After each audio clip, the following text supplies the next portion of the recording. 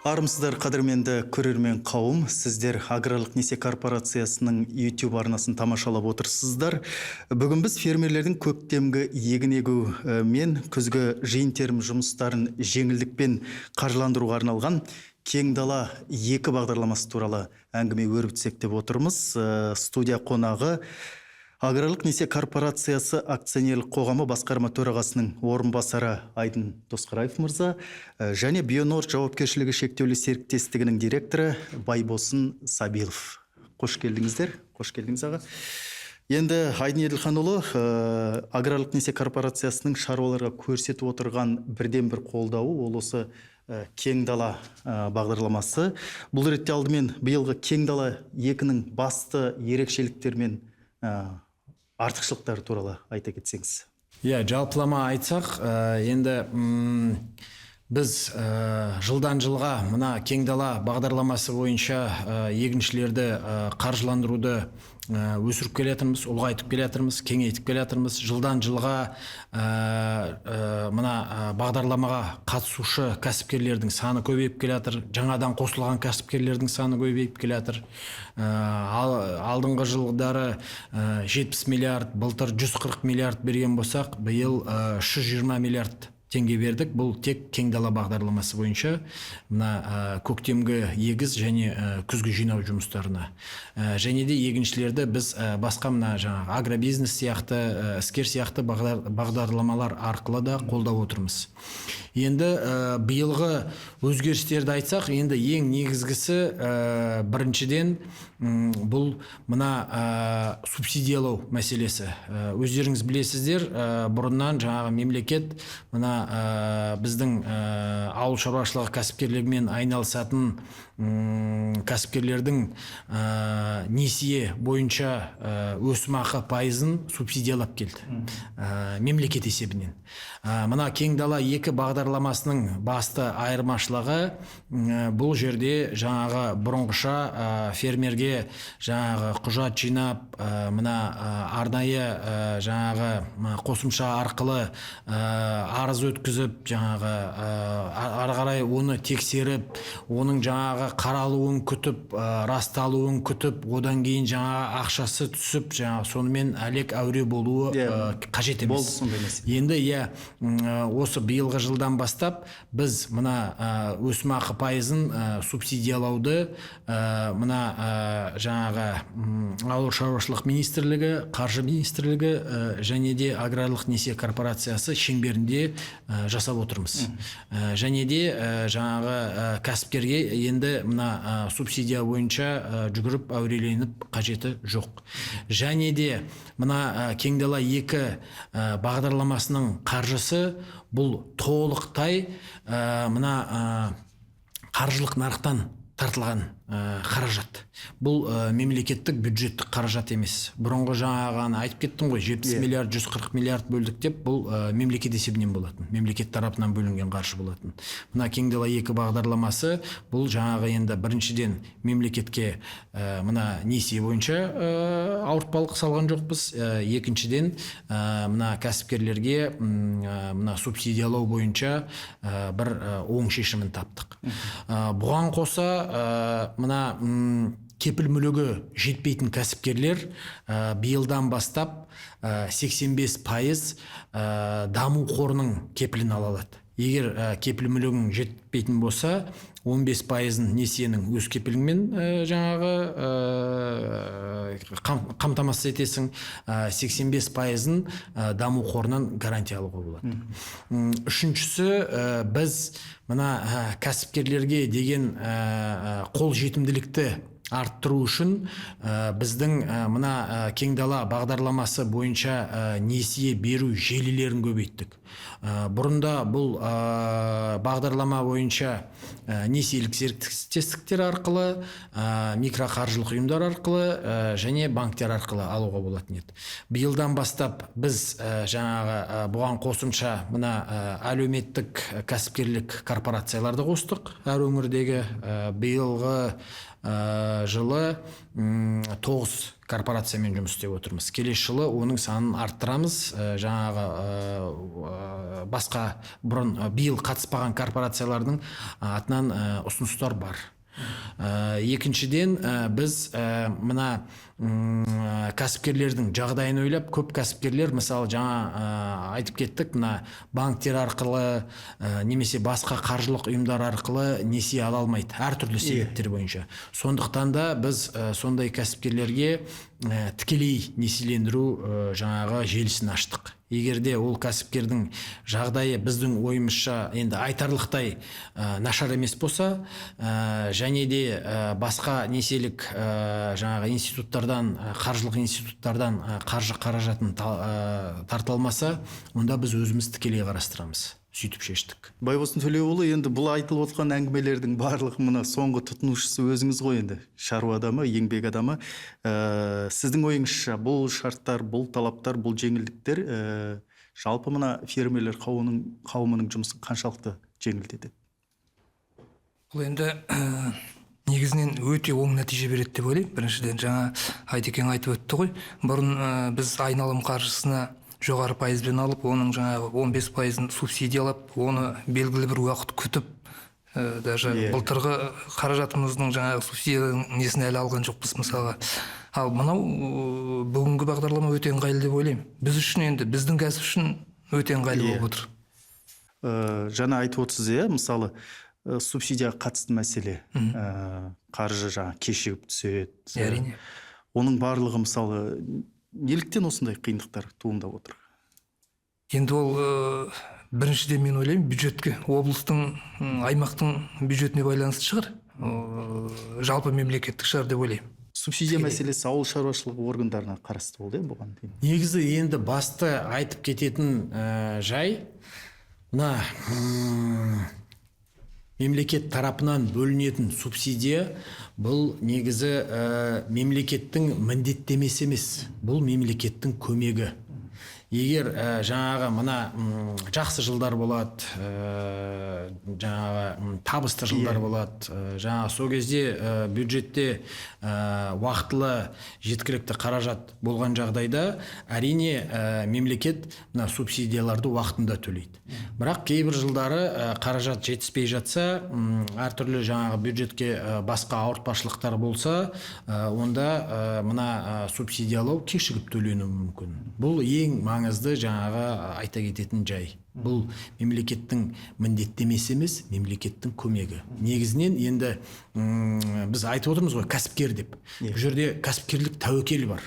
Егер сен кәсіпкер болсаң, кәсіпорын ашсаң, осындай кәсіппен айналсам, табыс табамын десең, сен белгілі бір тәуекелдерді ескеруің керек.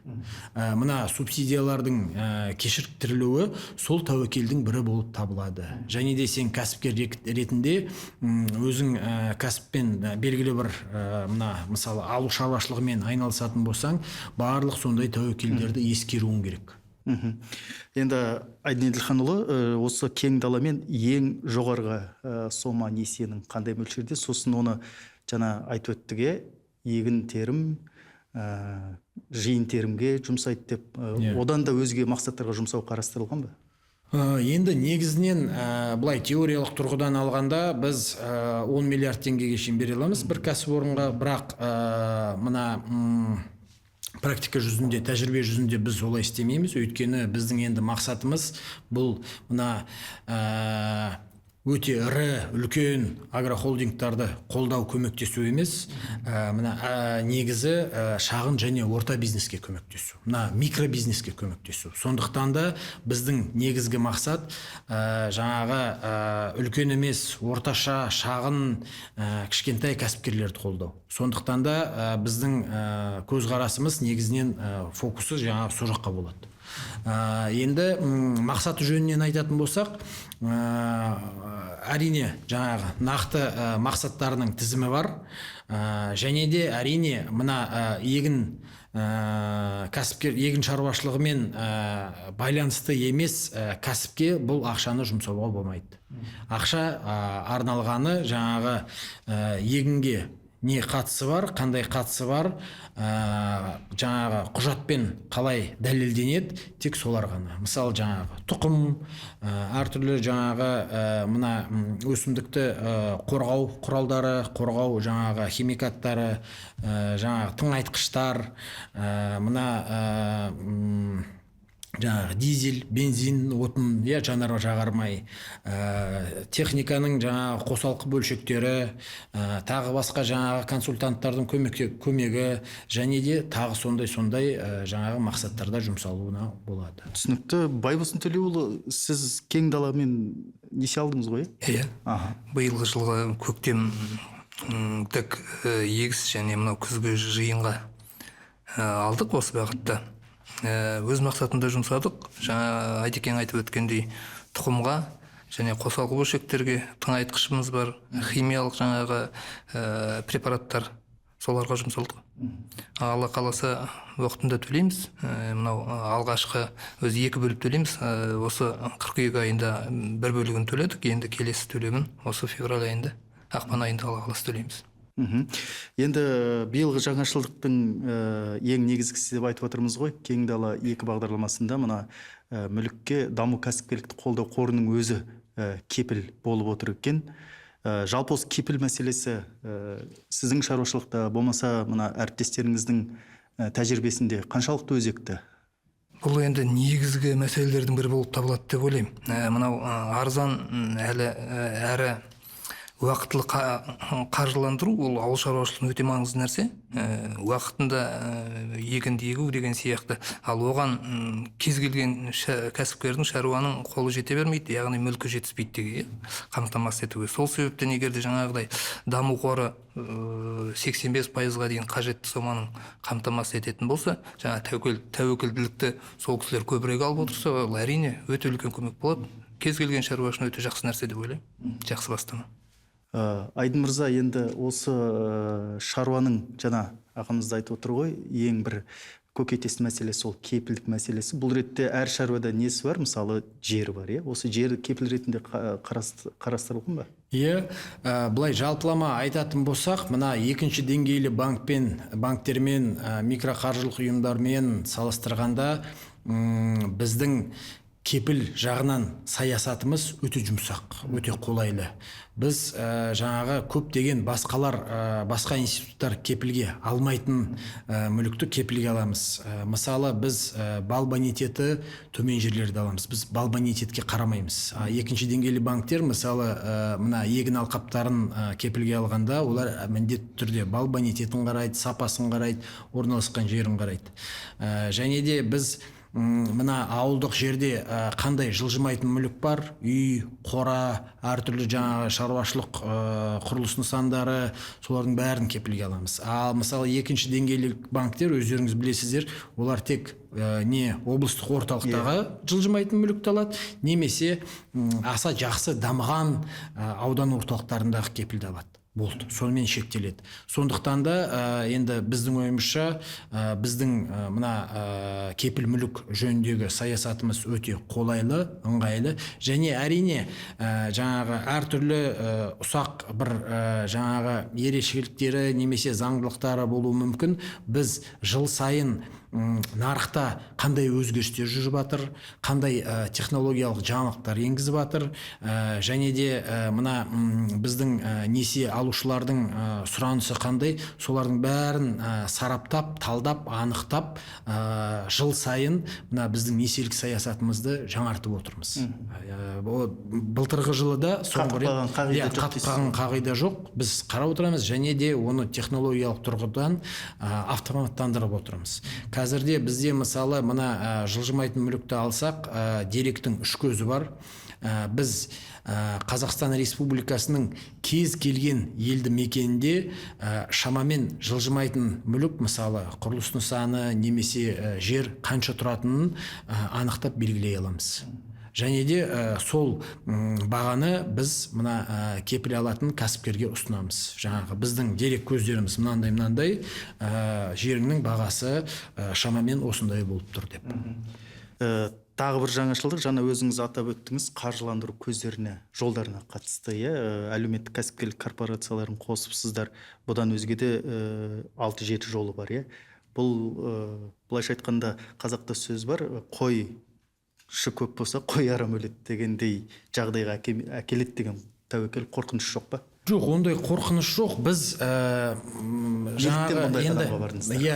бұған барғанымыз енді негізгі мақсат, біздің стратегиялық мақсат бұл мына қаржылық қолдаудың қол жетімді болуы. Және де егер мына кең дала бағдарламасы бойынша әртүрлі институттар, әртүрлі желілер арасында бәсеке болса, мына кәсіпкердің таңдауы болса, онда біздің ойымызша мына қызмет көрсету сапасы жоғарылайды. Қазіргі күнде кәсіпкердің жаңағы таңдауы қандай? Банктен ала алады, несиелік серіктестіктен алады, микроқаржылық ұйымнан алады, әлеуметтік жаңағы кәсіпкерлік корпорациядан алады, аграрлық несиелік корпорациясының филиалынан алады. Қайсысы қолайлы, қайсысы ыңғайлы, қайсысы тез, қайсысы үйіне жаңағы жұмысына жақын, сол жерден барып алады. Өйткені енді өзіңіз білесіз, бізде негізгі банктердің филиалдары, олар тек облыс орталықтарында. Аграрлық несиелік корпорациясының филиалдары облыстық орталықтарда. Жаңағы мына несиелік серіктестіктер енді әр ауданда бар. Және де кімге қалай ыңғайлы, кімге қалай тез өзінің көзқарасы бойынша жаңағы ала алады. Және де біз енді бір жағынан мына желілерді көбейткенмен жаңағы енді максималды түрде қаржылық қолдаумен қамтамасыз ету деп отырмыз ғой. Біз уақыты бойынша да жаңағы қамтамасыз етіп отырмыз. Егер мысалы бұрынғы жылдары біз көктемде беріп, күзде ақшаны қайтарып алатын болсақ, қазіргі кезде біз көктемге шейін қойдық. Неге? Өйткені жаңағы кәсіпкерлерден сондай сұраныс түсті. Күзде бидайдың бидайдың бағасы арзан, сондықтан да бүкіл жаңағы бидайды күзде сату бізге тиімсіз еді. Бір бөлігін біз күзде сатайық, кредиттің несиенің жартысын күзде жабайық, қалған бөлігін бізге жаңағы наурыз айына шейін уақыт беріңдер деді. Сол кезде жаңағы баға ақырындап өседі, сол кезде біз қосымша табыс табамыз. Оны ұлғайттық. Енді биылғы жылы енді қосымша қосып отқанымыз, біз мына кең дала бағдарламасы бойынша бірінші рет мына желтоқсан айында берейін деп отырмыз.